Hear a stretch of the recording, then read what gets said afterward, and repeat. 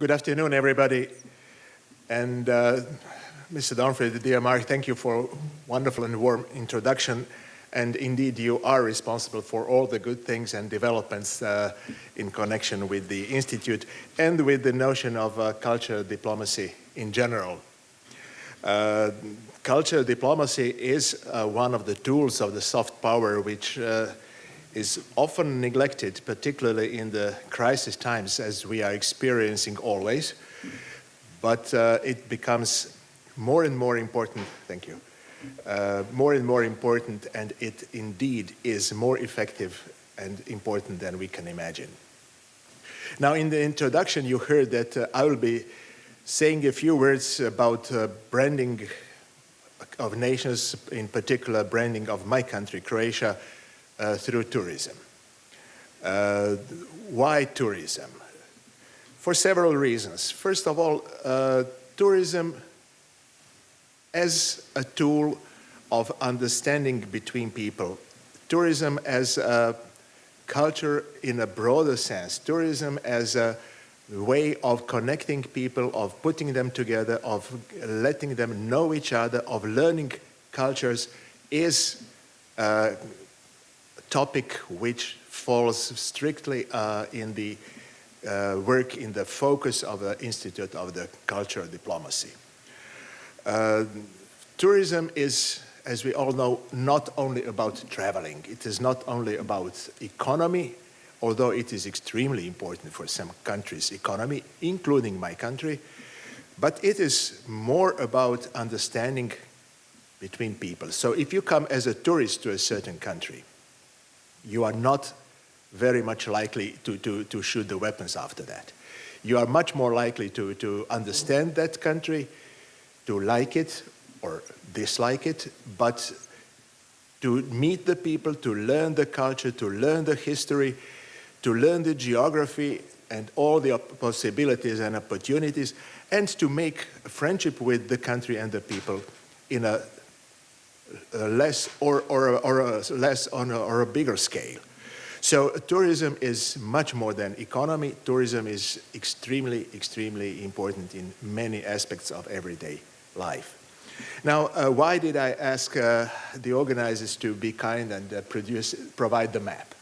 I know that you all know geography very well, but I wanted to point out where Croatia is situated on the map of Europe.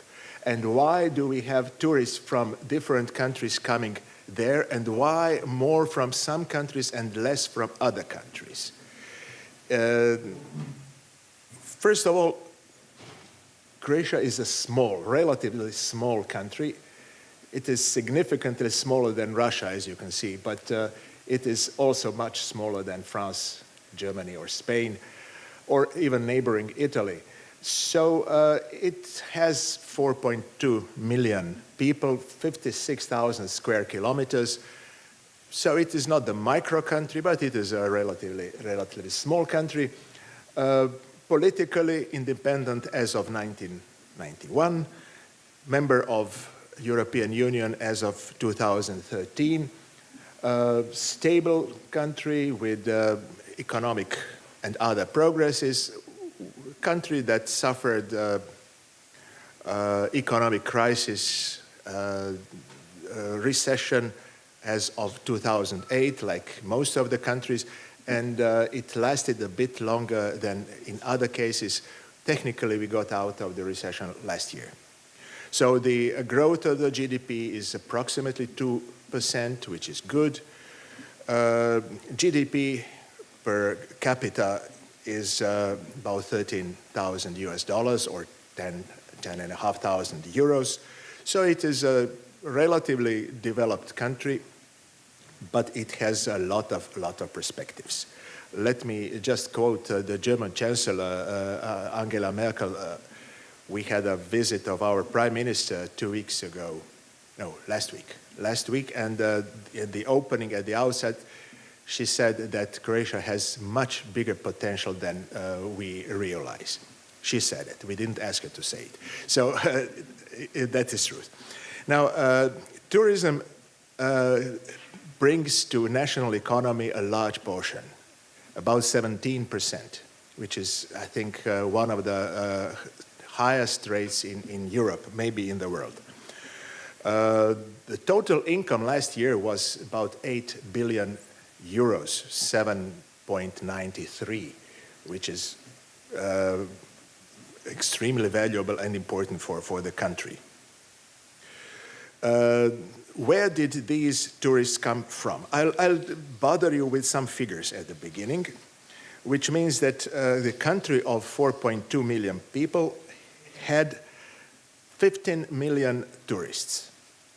And out of those 15 million tourists, we had 80 million stays overnight.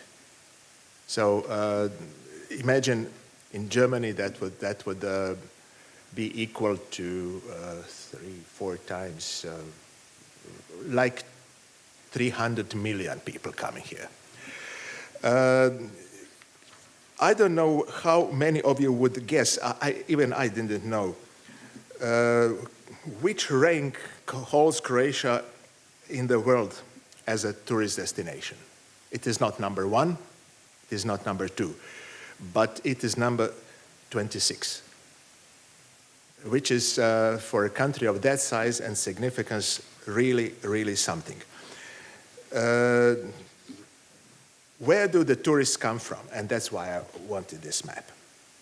Most of them, 92% come from abroad. So that is valuable and important for us. 21% comes from Germany. And if you see that the southern part of Germany, where the most of the tourists come from, is quite close, and taking into consideration that, as you all know, Germans have a perfect network of highways. And Croatia has a perfect network of highways, Austria and Slovenia as well. So it takes them 4.5 or 6 hours to get by car to the coast. Northern part, it takes them longer, so we don't have that many tourists from the northern or eastern part, but those who come by charter planes or any other means of transportation. Now, Austria holds 8.2%, Italy 6.3%, and these countries are either neighboring or Austria almost neighboring. We consider them to be neighbors, so they really have no problem of coming and getting there. Now, traditionally, we have tourists from the other side of the neighboring countries, which means Czech Republic, Hungary, Slovakia, and more Poland, each of them between 3 and 4%.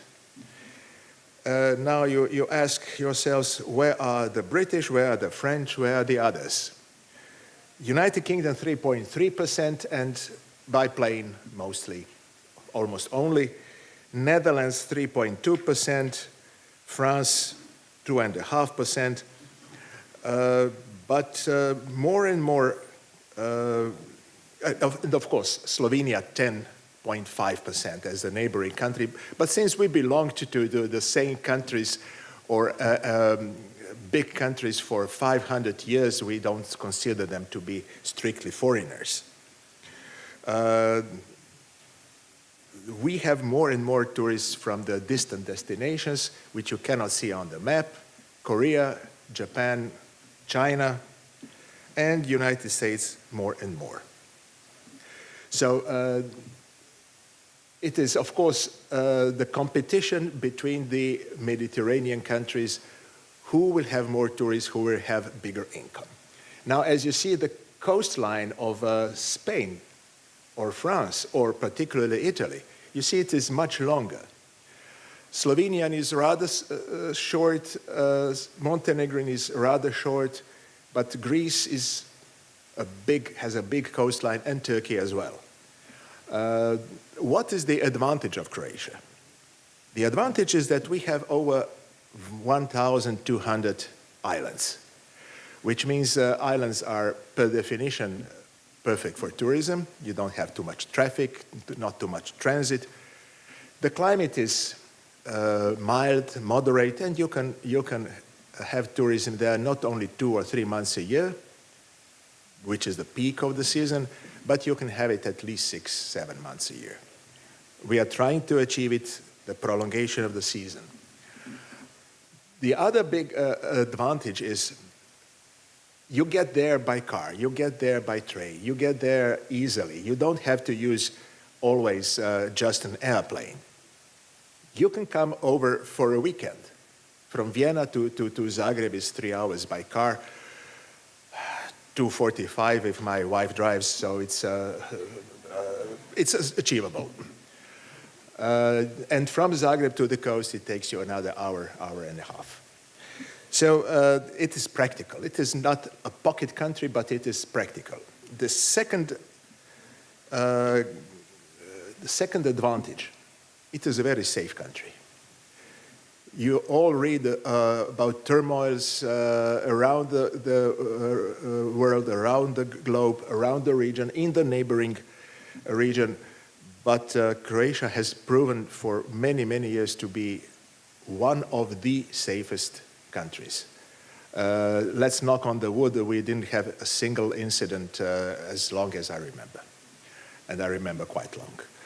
So the tourists feel safe. They live in a different environment.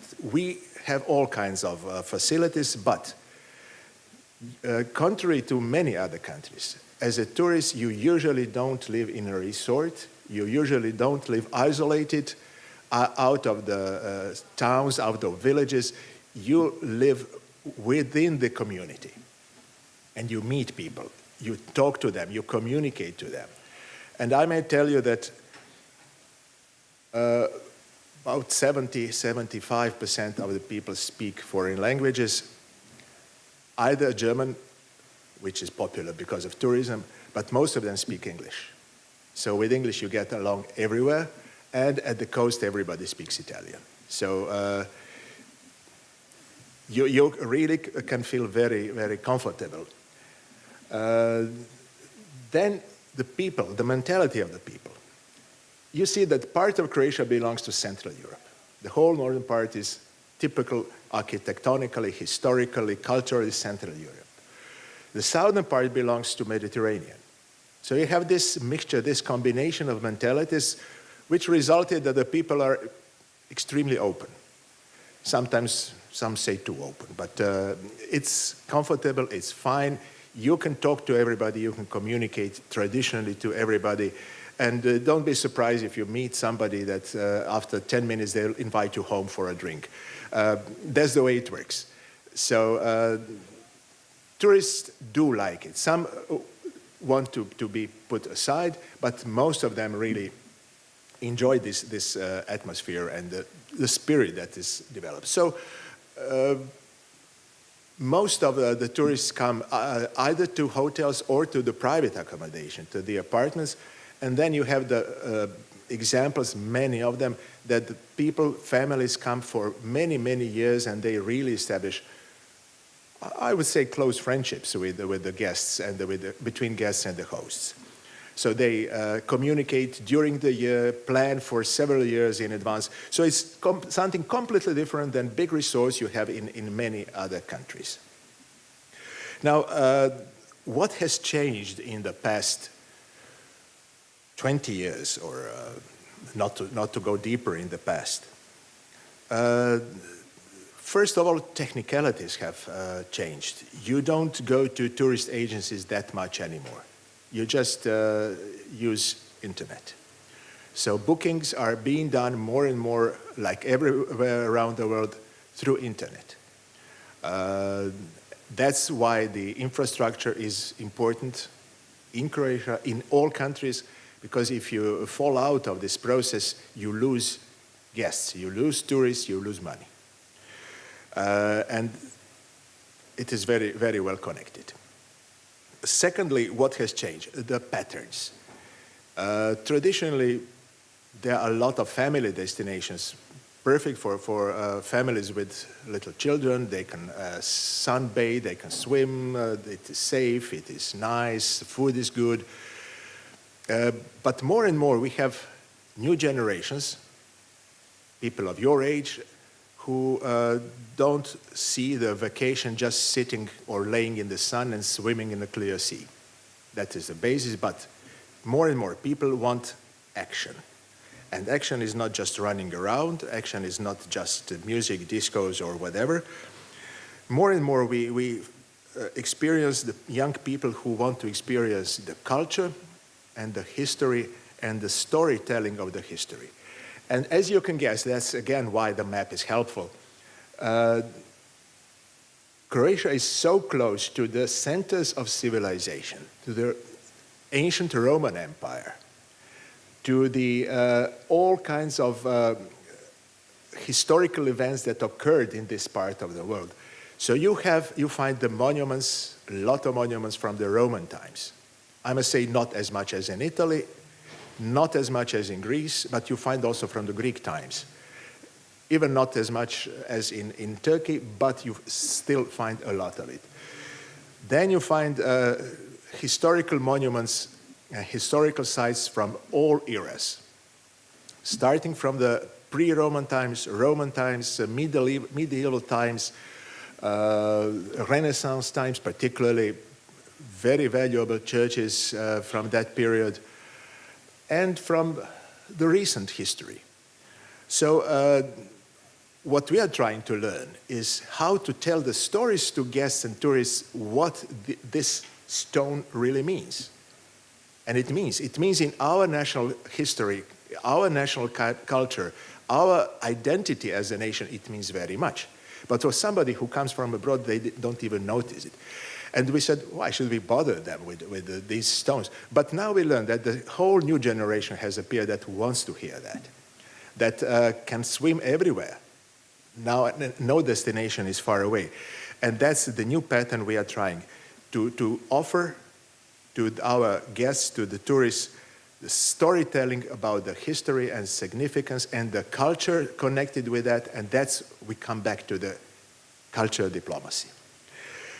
And of course, what is not less important is, I know you are after lunch, but gastronomy. Very good food and excellent wines, so we are proud on that, and everybody who feels it, who experiences it, is, let's say, modestly satisfied. So that is something that we are trying to improve, to change the pattern, not offering tourists just water, sea, and rocks, but much, much, much more. Sports events, cultural events, musical festivals, rave festivals, name it, you name it, everything is going on there. But not only at the coast. More and more, we have guests that want to come to inlands. And the hinterland of the Dalmatian coast or eastern coast is something that really offers a lot. And you can get there, you can sleep overnight, it is cool, it's refreshing, and next morning in 20 minutes, half an hour, you are at the beach. So that's perfect for the development of tourism, and it is booming. It is literally booming. And the last point, not only inland or hinterlands of Dalmatian coast, it is the cities on the continent, starting from the capital, Zagreb, which is an old city, old beautiful city. We have booming of 20 to 22% every year for 6 years already. So the capacities must be enhanced. We have tours of the old medieval castles, which we have hundreds of in the inlands. So it is not only coast, it is culture, it is history, it is traveling around, it is meeting people, it is connecting people. It is tourism, it is culture, it is cultural diplomacy which has been carried out not only by us, professional diplomats, but by everybody. In that respect, thank you for listening. Thank you for your attention. Do visit Croatia. Do visit other countries as well. You will be welcome and you will be enjoying, and you will not be spending too much money. I'm open to any questions you may have. Thank you. Thank you very much, Your Excellency, too, for this wonderful presentation. Yes, please. We are ready for, yes.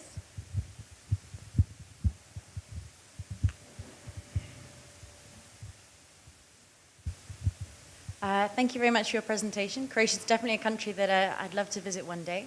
I really liked how you were talking about the different actors who are promoting the culture. And I was wondering, how does the government encourage civil society and individuals to promote and be proud of their own culture? How? First, you must have money. So the government is allocating money for that purpose, which means central government and local communities. They must have financial plan to, everybody on the ground knows what sites are important or interesting in their region, village, city, whatever. So they must have a plan and a financial plan how to put it in function, how to promote it through the local media, through the internet, or through the tourist agencies. So it is a process that doesn't come overnight. We all know about big sites around the world, but it took years and years for the people to discover it, to tell their neighbors back. Because now on the internet you have thousands of everything. How can you choose?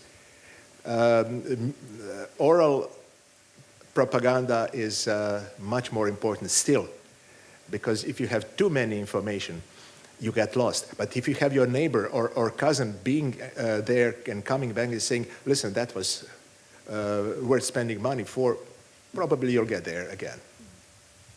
Thank you.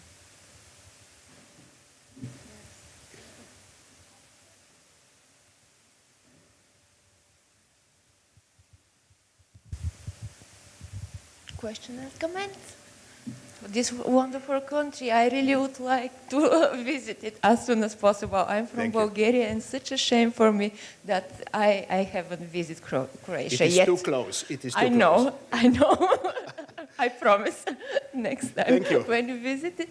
Thank you very much, Your Excellency. Yes, we have questions. Thank you.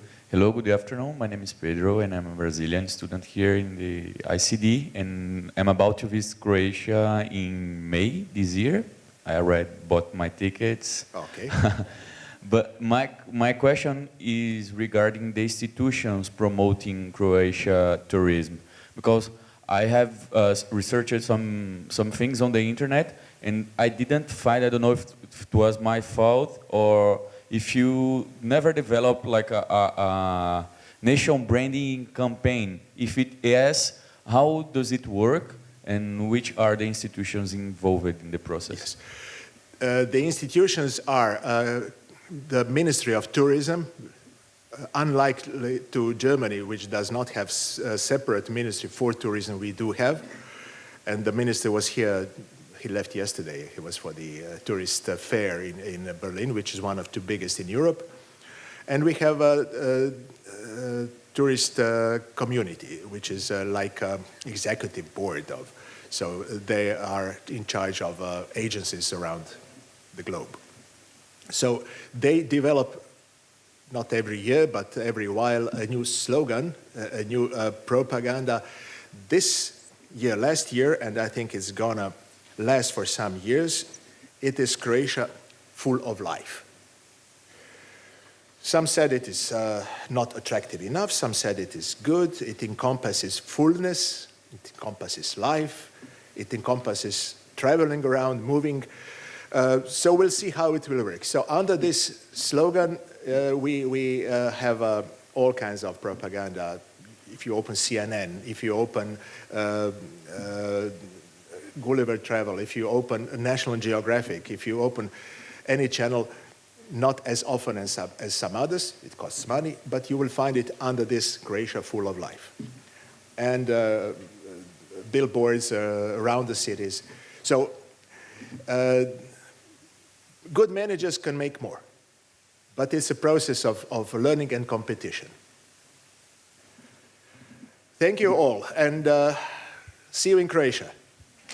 Thank you very much, Your Excellency.